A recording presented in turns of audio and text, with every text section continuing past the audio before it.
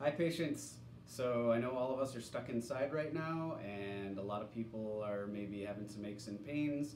I would love to be able to help you with those, but alas, there are more pressing concerns out there right now. So I'm going to show you just a quick overall stretching and mobility routine that you can do every morning or so, just when you're feeling stiff, and it should cover most of the problem areas that I treat in most of you. So I hope you find this helpful. So we're going to start with shoulders. You're going to just rotate your shoulders, just regular arm circles, going backwards and forwards. I'm going to show you from the side. And it's normal to have some snap, crackle, pop when this goes on. There's nothing wrong with that. That's perfectly fine. Nothing to worry about. If you can't get this whole range of motion, that's fine. Just work within whatever your limits are.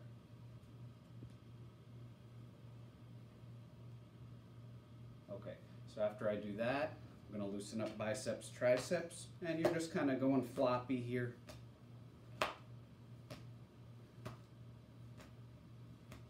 Then I'm going to loosen up rhomboids, mid-back muscles, traps.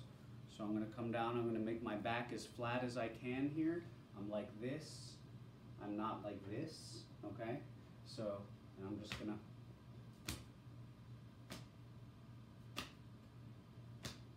okay? From here, I'm going to come down into my A-frame or down dog or whatever you want to call it. So the idea here is I'm not balancing on my hands so much. I'm really trying to settle back onto my heels. And I want to feel a stretch all up through my calves and up into my hamstrings, possibly even into the lower back, okay? Again, within your tolerance, don't force anything. We're not bouncing, we're just coming to the end of the range of motion, just finding that, and then coming back, coming into the range of motion, settling there for a moment, and then relaxing. So from here, oh, I forgot a really important one. So you want to do hip circles. So your feet are going to be about hip width apart there.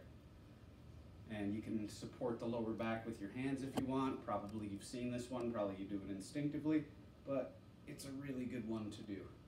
So make a full circle with your hips here. One way, and then you can go the other way. And again, you're just sort of tracing the edges of your range of motion here. You're not pushing against them. This should not feel like a really deep yogic kind of stretch, okay? So from here, after you do your A-frame, it doesn't really matter what order you do these in. I'm just used to doing them this way, so this is the way I'm doing them. You're gonna come down into a little squat here. You're gonna brace your elbows against the insides of your knees here. And you can do like a prayer thing if you wanna do a prayer thing. You can do like a fist thing if you wanna do that. Whatever gives you a better brace.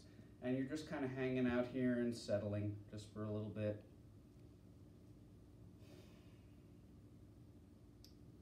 All right, and from here, you can come down. We're going to work on the wrists and forearms a little bit here. So I'm going to come down into a kneeling position. I can be seiza, I can be like this, or I can be up on my toes like this. You know, whatever position is comfortable for you down here. The main thing is just to get here, okay? So you're going to lean forward onto your hands, onto the heels of your hands, and then keeping the heels of your palms on the floor, you're going to just settle back so you get a nice stretch all up through these flexor muscles here, all of them that attach at the medial epicondyle of the humerus here and create golfer's elbow, or medial epicondylitis. So this is great for my carpal tunnel people and my golfer's elbow people and my tendonitis people, my musicians, my grapplers, my office workers, just about everybody. So while you're here, you can start to rotate at the elbows a little bit.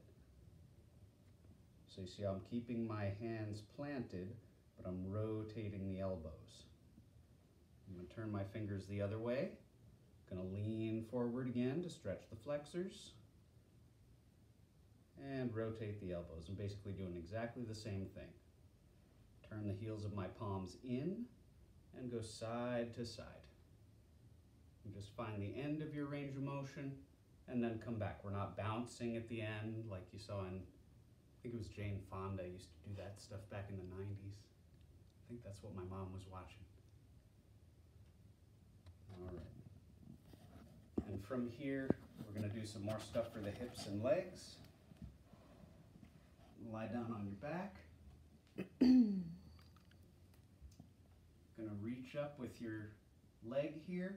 You're going to feel a stretch through your hamstrings. And again, you're just finding the end of the range of motion. You're not challenging it, and you're coming back, okay? You can do 5 to 8 of these should be sufficient. And then once you're here, for my sciatica people, if you want to target a little more toward that sciatic area up into the glutes and down through the lateral hamstring here, these muscles and through here, you can extend the leg, rotate it in like so. You're going to pigeon toe it and then bring it back down. And you're going to start with a bent knee position for this. So you're going to come up, you're going to turn it in and come back down. You don't have to get up that high. Whatever height you get to and feel the stretch, that's comfortable. Okay? You can also do it if you're feeling stuff more along the inside of the thigh here. Turn out. Okay? So out for the in for the outside, out for the inside. That's not confusing at all, right? No. All right. Oh yeah, we got to do leg circles. So from here, I'm going to go all the way around. And again, some snap, crackle, pop is normal here. And you can reverse it, go the other way. You can do this with the leg bent, the opposite leg bent or straight, whatever's comfortable.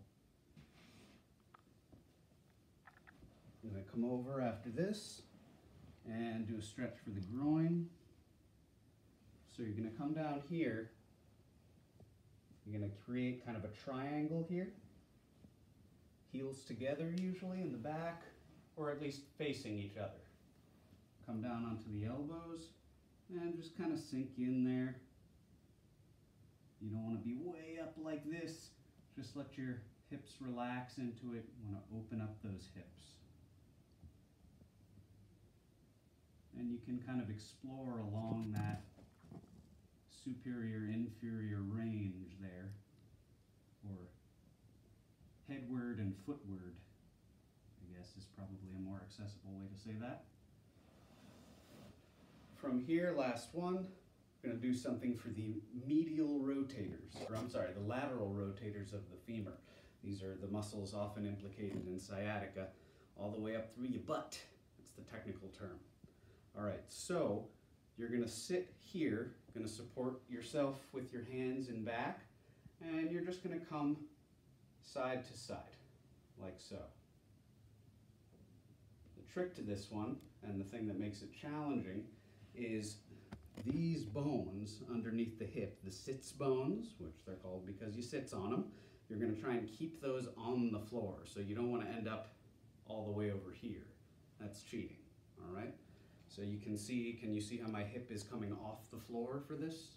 That's a no-no. So keep your hip on the floor, rock your legs side to side.